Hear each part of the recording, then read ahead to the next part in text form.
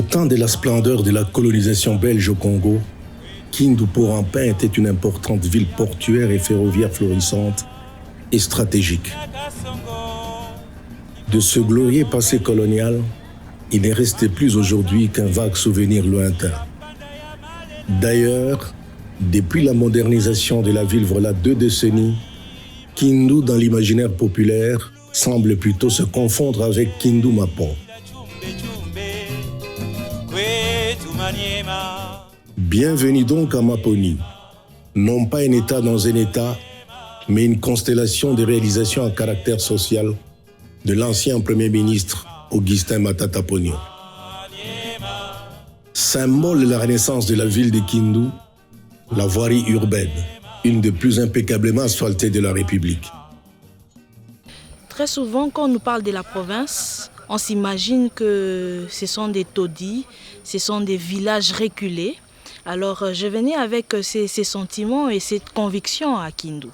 Alors, je me disais que ça serait un voyage de 4 jours où on va essayer de marcher dans la boue, essayer vraiment de se débattre pour avancer.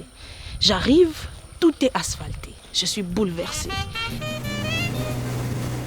Situé sur le fleuve Congo, à l'est de la République démocratique du Congo, Kindu-Port-en-Pin doit son existence et son nom au baron Édouard-Joseph Rampin, ingénieur et entrepreneur belge. C'est à la suite d'un accord avec le roi Léopold II qu'il va aménager en 1910 le port fluvial et la gare ferroviaire. Kindu-Port-en-Pin avait pour vocation primordiale le désenclavement de la partie orientale de l'ex-Congo belge et au-delà, toute la région du Grand Lac.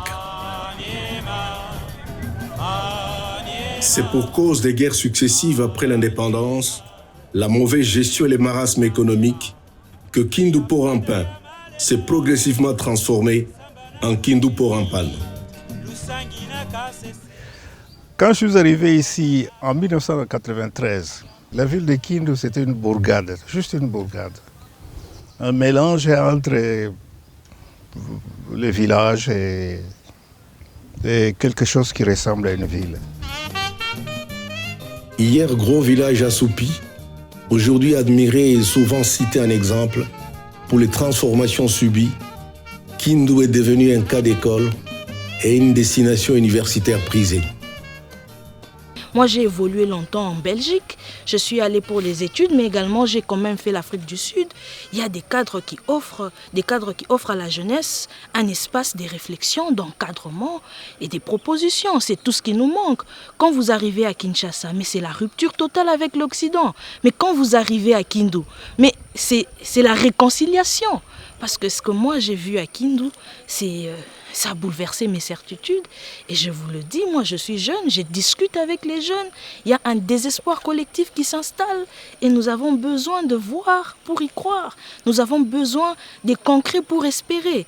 Et Kindu, c'est une terre d'espoir. Kindu, c'est une terre de reconquête et de renaissance. Ça m'a réconcilié avec ma patrie.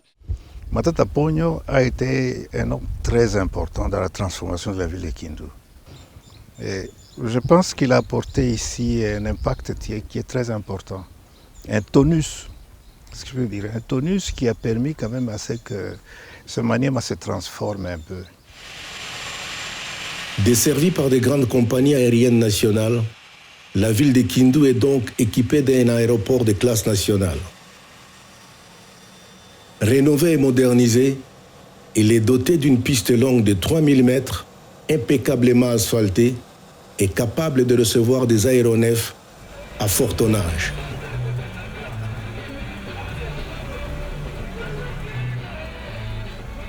Longtemps parent pauvre en infrastructures sportives modernes, la ville de Kindu dispose maintenant d'un complexe sportif moderne, dont un stade de football homologué par les instances sportives internationales.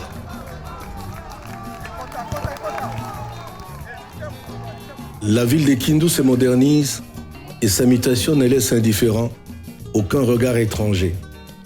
Par exemple, lors de l'inauguration de la place Mapon en plein cœur d'une cité populaire, un journal économique en ligne quinois avait titré sans hésitation « Mapon et Kindu est une histoire d'amour ».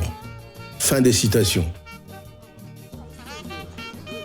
Au cœur de la cité Lumumba, autour de la place Mapon, se concentrent divers bâtiments officiels administratifs, un écran géant de télévision, un projet audiovisuel d'avant-garde jamais réalisé à Kindu. Mais tu n'as vraiment pas dû bien écouter pendant le séminaire. Centre névralgique de la ville et baromètre de la vie socio-politique locale, à partir de la place Mapon, Kindu vit désormais sans complexe à l'ère de la mondovision. Nous accueillons ici plus de 5000 personnes quand il y a match de Barça. Donc tout le monde, il y a les gens qui viennent des différents territoires de la province d'Imaniema pour venir suivre les matchs ici. Peu importe la météo, le cœur de la population de Kindu bat à la place Mapon. Le cœur d'une population essentiellement pauvre, à faible revenu, privée des loisirs notamment. Mi en tout cas, niko nafanya 3 km, niko kuvile kugari. Kwa SNCC menapendaka nene angalie kabumbu hapa kila siku. Bonya ituwekea tuampatia lungunya sana. Et c'est lui qui va d'ailleurs frapper ce corner de son pied gauche. La tête ensuite de Van Dijk. Décidément pas de but aujourd'hui pour le Colosse. Mimi nakuya hapa juu ni fasha ya kupumzika. Baba makuesha tuwekea kuonesha kazi kunyumba, kupika, unakia fasha ya kupumzika, unapata vya kuangalia. Le sanctuaire et le cœur de la Maponie, c'est au quartier Lumbulumbu. À l'origine, c'était une décharge publique, puis progressivement squattée avant de se transformer en quartier insalubre. Une vraie zone de non-droit, un véritable ghetto. Je suis né ici à Lumbulumbu et grandi ici. Auparavant, le quartier était l'un des coins les plus reculés de Kindu. On était oublié, donc c'est un coin oublié par le gouvernement grâce à un natif, à un patriote, le sénateur Matata Ponyo. Il a décidé par sa bonne foi, sa bonne volonté d'aménager le quartier et aujourd'hui le quartier est modernisé. Mbolombo tuko tunatembea siku ya mvula hautavala kilato ya mzuri. Utaikala kuangalia utaweza tuangalia shiba watoto wa Lombolombo tulikuwa utaona mafunja kumikulu tele juu ya mavi ya mbuzi. L'eau potable à Kindu reste une question vitale. Pour le plus grand bonheur de la population du quartier Lumbulumbu et de ses environs immédiats et lointains, la Fondation Mapon a fait aménager une fontaine à l'entrée de la cité du fleuve. Alikuta kwanza hii quartier iko magumu sana ya maji. Watu wakamlalamikia juu ya kutusaidia maji. Juu kwa kupata maji ya mzuri ilikuwa problem. Ilikuwa shida sana. Sasa watu wanamulilia kilio akasema hapana. Siwezi waachilia watoto wa mjini ni wasaidie kisima ya maji. Njoo akawachilia kisima ya maji bakaanza kuzoea kupata hayo maji. Avant l'aménagement de la cité du fleuve, l'accès aux sources de l'eau potable était problématique. Tulikuwa na source moja ilikuwa ngambo ya fleuve, ilikuwa nasumbuka sana. Mtu unaweza enda busubuhi, unaweza enda ma 6h, ungali paka 15h huko kule kumai. Moi, je venais avec ma mère puiser de l'eau ici, vers 5h du matin. Ici, c'était une brousse, hein? Mais je venais puiser de l'eau ici, avec ma mère. Et on tombait ici. Mais aujourd'hui, c'est modernisé, et c'est cette eau-là qui alimente toutes ces villas, et toute la population. Toute la population puise de l'eau là-bas. Homme de foi et de conviction, fasciné par la quête de l'excellence et l'exercice du leadership, plus de 20 ans consacrés sans répit à la recherche, ainsi s'est écoulé et s'écoule la vie d'Augustin Matata Ponyo. Quand on vous parle de leadership, les gens pensent que c'est une chanson, mais c'est un mot qui a un contenu. Voyez-vous.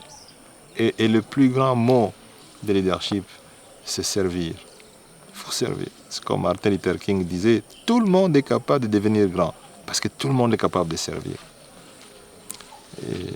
Et le deuxième mot, ou la deuxième dimension, c'est donner. C'est ça le verbe le plus mystique de la Bible. Savoir donner.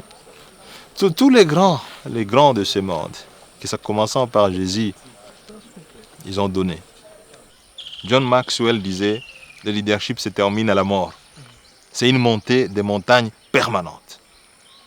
Ça, c'est de 1. De 2, le leadership, c'est toujours cette volonté inachevée de pouvoir servir les autres. J'ai servi les autres. Mais tant que j'ai encore le souffle de la vie, je dois encore servir les autres. C'est dans cette perspective sans doute qu'a été créé le complexe scolaire Mapon, une pépinière et un laboratoire avant terme de l'excellence et du leadership ouvert à tous les enfants, quelles que soient leurs origines et leurs conditions sociales.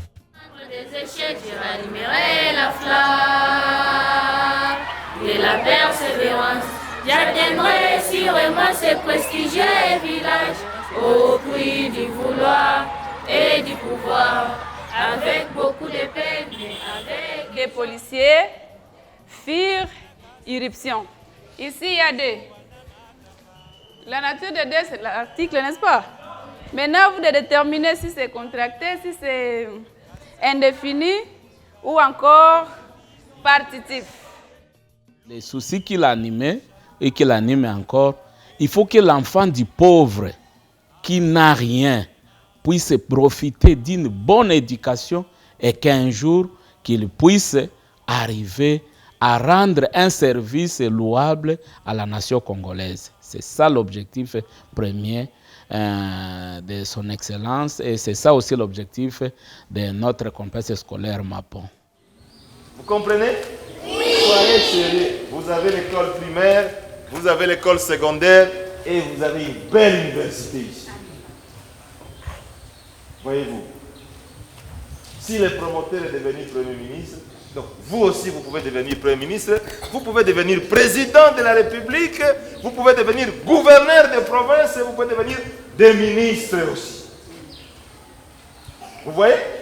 Oui. Donc, les conseils que je peux vous donner aujourd'hui, gardez ça dans votre tête jalousement.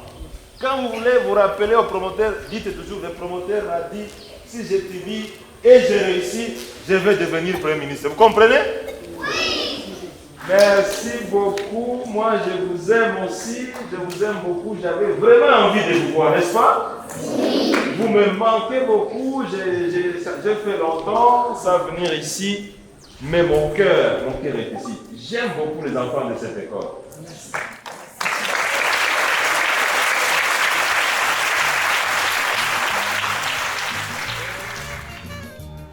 Autre atout qui influence la croissance normale de l'intellect de l'enfant, l'alimentation. Le complexe scolaire Mapon organise une cantine scolaire, fait unique à Kindu.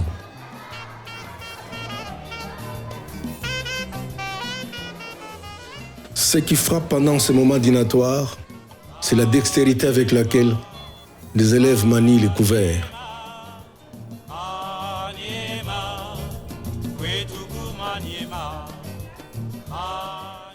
Sont obligatoires aussi la gymnastique au primaire, la pratique des sports au secondaire et à l'université.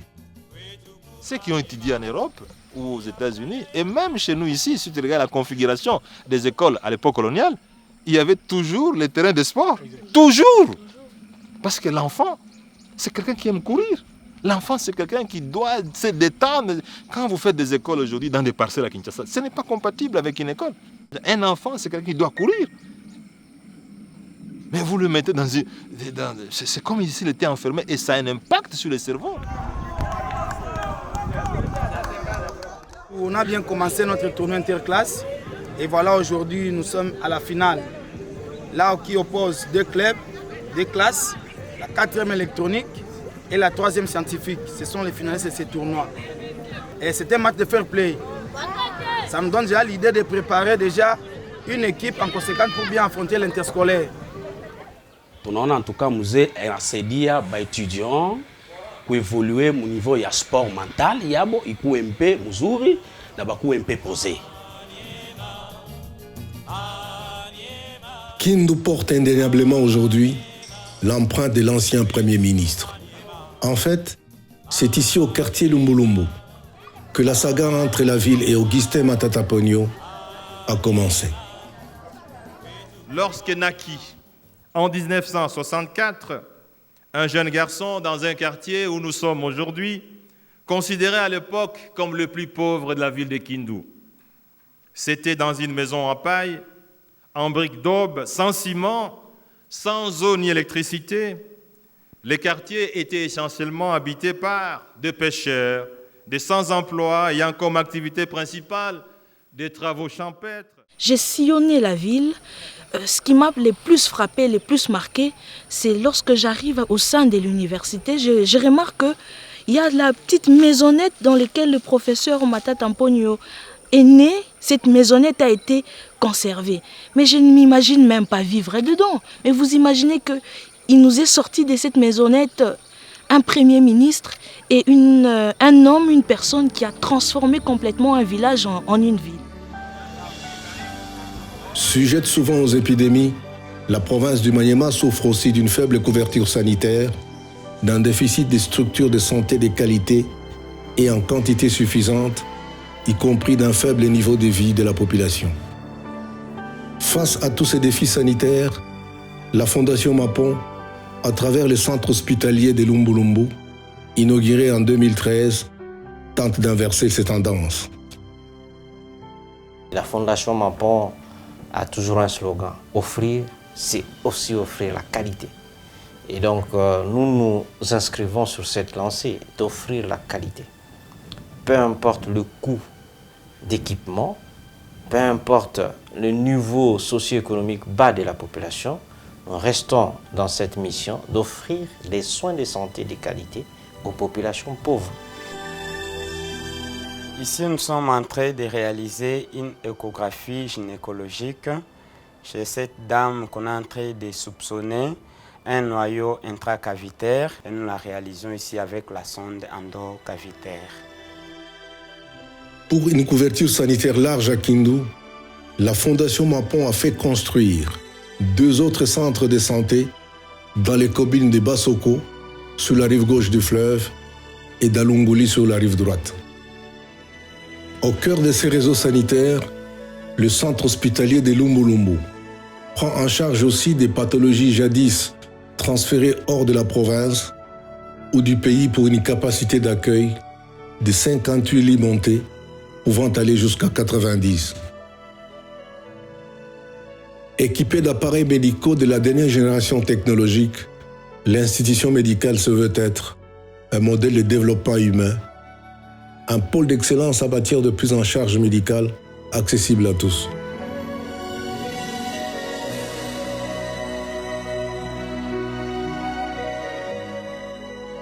Baignée par le majestueux fleuve Congo, l'université Mapon est plongée dans un environnement écologique studieux, typique des universités anglo-saxonnes. Je n'ai pas voulu m'inscrire dans la répétition de ce qui existe. J'ai voulu enrichir l'enseignement universitaire d'une nouvelle filière qui s'appelle la haute technologie. En effet, il n'existait pas, à proprement parler, une université de haute technologie dans le pays. L'université Mapon n'a pas été créée uniquement pour la province du Maniema d'abord. C'est d'abord une vision qui s'inscrit au niveau de l'Afrique, au niveau du monde, partant d'abord de l'émergence de plusieurs grands pays du monde.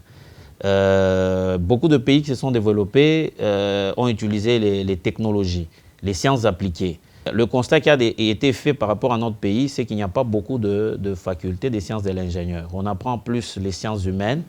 L'idée maîtresse, c'est aider la RDC aussi d'avoir plus de facultés tournées vers les sciences appliquées, les hautes technologies, de manière à permettre un jour aussi l'émergence de notre pays.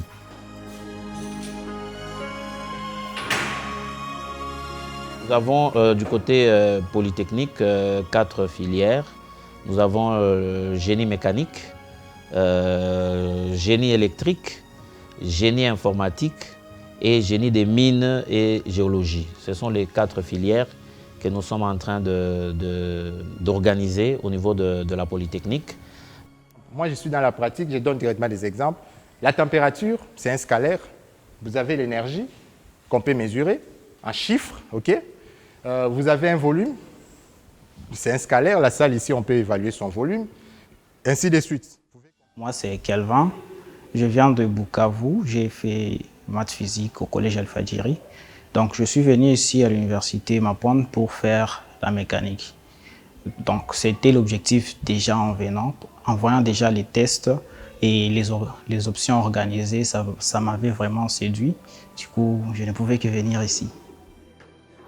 Je suis Daniel, je viens de la ville province de Kinshasa et je suis arrivé ici par le biais de la bourse d'études octroyée par le promoteur de l'université Mapon et de la fondation Mapon.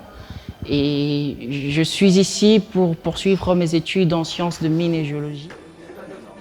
Après 3 ans de fonctionnement, la 4e année, il y a une faculté des sciences économiques qui a été liée. Nous avons aussi une proche faculté qui pourrait être ouverte. Nous avons déjà soumis cette demande au notre conseil d'administration. C'est la faculté de médecine qui utilise aussi la haute technologie dans le diagnostic et même dans le traitement. Et l'université Mapon est à côté d'une clinique hyper équipée. Dans un proche avenir, si toutes les décisions nous sont accordées, la faculté de médecine, elle sera aussi le bienvenu à l'université Mapon. Venus d'ailleurs que la province du Maniema, la majeure partie des étudiants logés par l'université sont soit boursiers, soit à leurs frais. L'internat, nous ne demandons que $300 pour toute l'année. Et notre internat est bien équipé. Chaque étudiant a son lit, sa garde-robe, sa table. Et nous logeons 2 étudiants par chambre. Répartis selon le sexe, ils vivent dans les 2 hommes mis à leur disposition sous l'autorité des maires démocratiquement élus selon les traditions démocratiques dans les cités universitaires.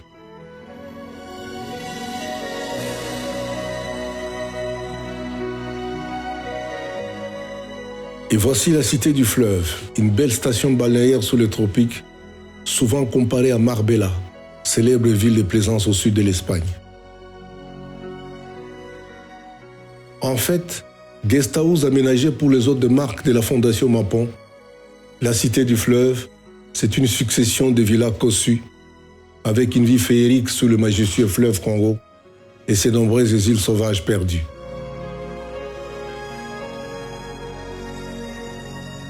Cadre enchanteur enfoui dans une végétation exubérante, régénératrice sans cesse. Chaque matin de l'oxygène pur et inépuisable, la cité du fleuve est un vrai coin de paradis perdu à Kindu. Nous avons 10 villas au total, des types 3. Il y a 3 catégories de villas. Il y a les villas d'1 chambre, il y a les villas de 2 chambres et les villas de 3 chambres. Il y a aussi quelques avantages que nous offrons aux visiteurs. C'est le cas par exemple d'une salle de fitness. Nous avons des jet skis, des motos marins qui permettent aux clients ou soit aux visiteurs de faire un peu de randonnée au niveau du fleuve.